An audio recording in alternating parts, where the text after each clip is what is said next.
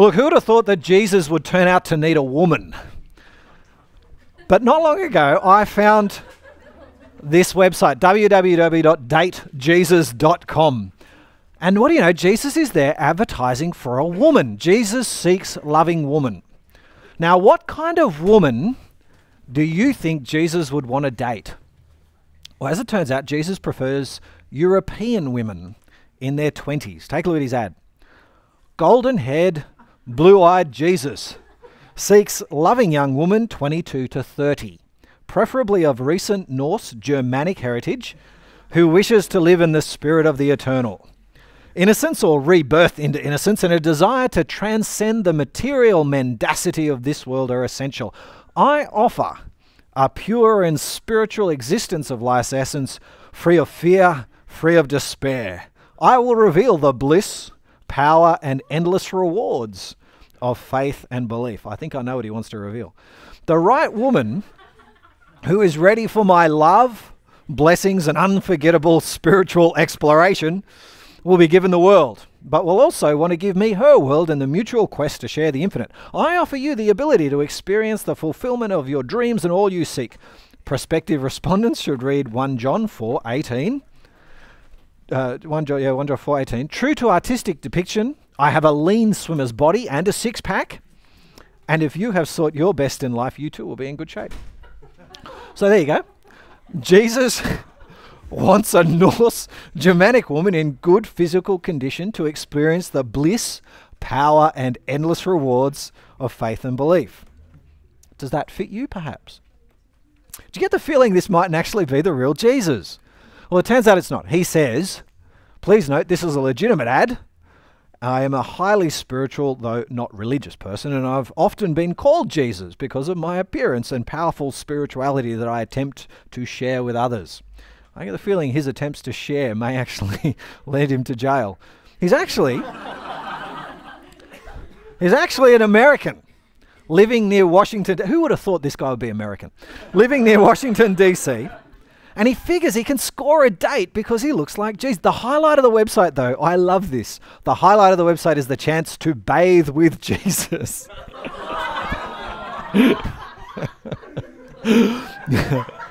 He says, young women. What do you think, girls? It's tempting, isn't it? He says, women who are interested in bathing with Jesus could have their dreams come true. I think I'd pass. The thing that worries me about this guy is that he actually thinks looking like Jesus could be a turn-on. I think most people would think the idea of bathing with Jesus nauseating. Not just this Jesus, but even the real, in fact, especially the real Jesus. Because when you think about it, sex and Jesus are two concepts that I never want to join together. Even sex and God, it's just a little bit too far out for most of us, isn't it? The idea of joining sex and God. In fact, when you think about it, our society has completely separated those two ideas. If God has anything at all to do with sex, he's the one who says, stop it, or you'll go blind. God hates sex. That's why priests and nuns are celibate. Because if you want to be like God, if you want to be a religious, then the last thing you should be doing is having sex. And in fact, when you think about it, priests and nuns show just exactly how wrong-headed God is when it comes to sex, don't they? I mean, all these scandals, when things like pedophilia and sexual immorality, they show that God's view of sex is just repressive. And it's dangerous and it's harmful. Is that how you think about God and sex? I think it's how most Australians put God and sex together. But I'm hoping tonight that God's view of sex is going to surprise you deeply. See, most people have got God completely wrong on this. I want to say that God has actually got a bum rap, so to speak, on the issue of sex. That is, God has been blamed for a whole bunch of wrong-headed thinking. We think God's anti-sex. In fact, we basically think that God is anti-fun altogether. If something's pleasurable, if it's good, we think God must hate it. So a few years ago, I came across this magazine in a newsagent, and I just had to buy it. It's called Sin Magazine. Now, what do you imagine a magazine called Sin Magazine would be about? Sort of terrorism? Racism? It's actually just about having fun. It's about life in your 20s. There's music reviews in here. There are interviews with Courtney Love, and there are movie reviews. It's just basically about having fun. But because we think God is anti-fun, because we think God is anti anything to do with pleasure, we call it sin. And since sex is about as much pleasure and as much fun as you can ever have, God has to be anti-sex. You've seen the way people think about Adam and Eve. A lot of people think that the apple that Adam and Eve ate in the garden was sex. So God puts Adam and Eve in the garden, they're all naked and all together, and he says, don't have sex.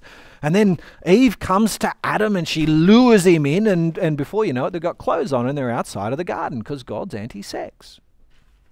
Now, to a degree, I actually think that the Christian church is the one to blame for all of this kind of thinking.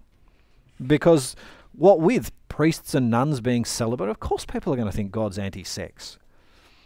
But really, this thinking about God and sex doesn't come from the Bible. In fact, when you read the Bible, you discover God's actually massively pro-sex. In fact, one of the things that God commands people to do is have sex. In fact, it's pretty much the first command that God ever gave human beings back in the garden, Adam and Eve. Take a look for yourself at Genesis. So God created man in his image. In the image of God he created him, male and female he created them. And God blessed them and said to them, be fruitful, increase in number, and fill the earth and subdue it. See, God creates Adam and Eve and he gives them the world, and then he says to them, well, go on, fill it up. There's only one way to fill a planet with human beings, isn't there? It's to have sex. And so God commands Adam and Eve and their children right down to you and I to have sex. In fact, if that's not explicit enough for you, take a look at this passage from the New Testament, the book of Corinthians, 1 Corinthians. Each man should have his own wife, and each woman her own husband. The husband should fulfill his marital duty to his wife, and likewise the wife to her husband. The wife's body doesn't belong to her alone, but also to her husband. In the same way, the husband's body doesn't belong to him alone, but also to his wife. Do not deprive each other, except by mutual consent, and for a time, so that you may devote yourself to prayer. Then come together again, so that Satan will not tempt you because of your lack of self-control. See, God there says, have sex. Have lots of sex. Husbands, don't deprive your wives. Wives, don't deprive your husbands. Now, isn't that just about the easiest command you've ever heard? That passage just blows gaping holes in most people's view of God and sex. There's the only reason why husbands and wives shouldn't be having sex in that passage is so that they can pray. And he says, and don't pray for too long before you start having sex again. See, most people think God's anti-sex. At that point, you start to wonder if God's obsessed with sex. And notice, most people think God's sexist. The idea that maybe the Bible teaches that the husband owns his wife's body and she just has to give up sex whenever he wants it. And there are religions where that's the case. There are religions that say that the woman is owned by her husband and her job in life is to give him pleasure. And in those religions, the wife's desires, the wife's wants are never actually considered. She's just there for the husband's pleasure. Some religions actually teach that. But not Christianity. Notice there that the wife owns her husband's body just as much as he owns his wife's body. And the husband is there for his wife's pleasure just as much as she's there for his pleasure. See, the Bible actually expects that we'll want sex.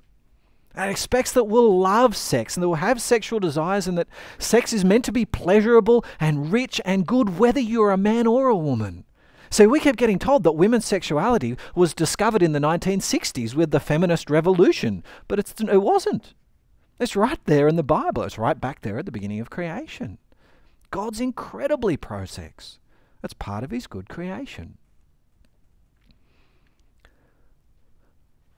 But notice one way here that the Bible, that God's view of sex is different to most people in the world today. The Bible talks about owning, and it talks about belonging to someone, and it talks about husbands and wives. The wife belongs to her husband, and the husband belongs to his wife forever.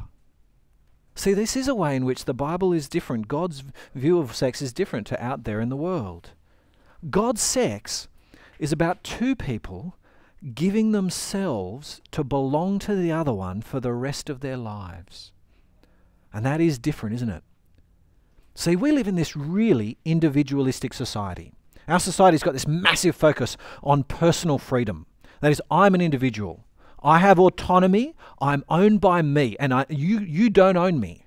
And I might occasionally lend myself to you. I might let you on the inside, but I always keep my autonomy. I always keep my freedom and the right to take me back. And our sexuality actually reflects that. That is, the way our world sees it, sex is firstly about me. And it's about my pleasure and my fulfillment. And and look, you might be involved, but it could just as easily be him over there, or her, or a whole group of people, or I could even be doing it by myself. But it's about me first and foremost. But the Bible's view of sex is actually different. Sex in the Bible is about relationships. It's a husband and it's a wife, two people giving themselves to belong to the other one, to be owned by the other one. You see it in a wonderful passage at the end of the second chapter of the Bible, Genesis 2. Adam sees Eve and he says, "She's now bone of my bones, flesh of my flesh. She'll be called woman, for she was taken out of man. For this reason, a man shall leave his father and mother and be united to his wife, and they'll become one flesh." The man and his wife were both naked and felt no shame. Now, I think that passage is beautifully poetic. It's actually what sex is meant to be. See, Adam and Eve were made for each other by God, literally made for each other. They're the same bone, they're the same flesh. And when they have sex, there's this amazing chemistry. See what it says there? The two become one. They become one flesh together. They become united. Now, this is why sex is so good. It's more than just physical. It's about two people. When we have sex, it's two people having the most intimate experience you can ever have. They're joined together, and it's not just physical, it's actually in every way. It's an emotional connection as well. You get a hint of it in that last sentence. The man and his wife were both naked, and they felt no shame. Now, it's more than just they didn't have clothes on. It's about the nature of their relationship there. It's wonderfully suggestive. See, in sex, there's meant to be this fantastic openness, this vulnerability. The two of us are there and we're naked, open, not just physically, but emotionally as well, relationally. We're wrapped together. Now, that's what sex is. That's what the best sex is. In a while, I'll actually show you why God's way of doing sex turns out to be the most pleasurable and enjoyable way of doing sex. But already you can see God's way of doing sex is fantastic, isn't it? It's what people really want. You can see why, with that kind of ownership, with that kind of openness, you can see why you need ownership and commitment, can't you? Because to be that open, you need trust. See, if I really am going to be naked with you, emotionally and relationally, if I really am going to be that open with you, I need to be able to trust you, don't I? I need to know that you're not going to use me, that you're still going to be here tomorrow morning, that you're not going to laugh at me, that you're not going to trade me in for a new model. See, real open, vulnerable relational sex actually requires the kind of trusting relationship that takes years to build, takes a lifetime to build. See how Christians view sex? For us, it's this wonderful, beautiful thing. It's more than two people just kind of in bed humping. It's two people giving themselves to each other in fantastic openness and gentleness. You can see God's a huge fan of it. He invented it. It's a beautiful thing. And yet, you know, for God, it's bigger than all of this. It's bigger than just a man and a woman, this sex thing